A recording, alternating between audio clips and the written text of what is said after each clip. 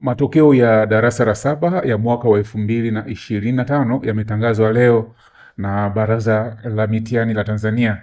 Leo tarehe 5 mwezi wa 11 mwaka wa 2025, baraza hili limetoa matokeo. Sasa ili kuyatazama, kama bado hujaweza kuyatazama matokeo haya, basi nimekuletea linki kwenye hii video unaitazama saa hizi.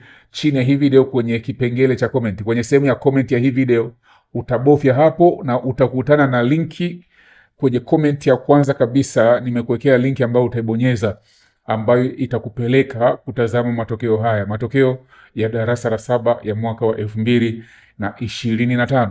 Kama bado hujatazama, ingia kwenye kipengele cha comment cha hii video, utakutana na comment ya kwanza kabisa. Hiyo utakutana na linki nimeweka hapo, utaibonyeza hiyo linki na moja kwa moja ukishaibofya itakuleta hapa.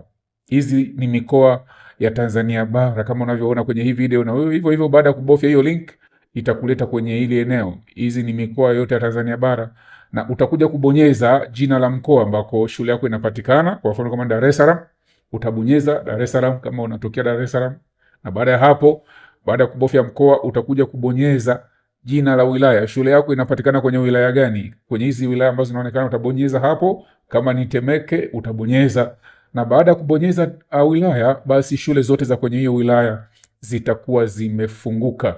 Hatua ya mwisho kabisa ya kufanya sasa, utatafuta jina lako ama jina la shule kwenye hizi shule, na ukishaipata utaibonyeza kama hivi. Utaibonyeza jina la shule na moja kwa moja utakuwa umefungua matokeo kwenye hiyo shule, matokeo ya darasa la saba ya mwaka wa 2025.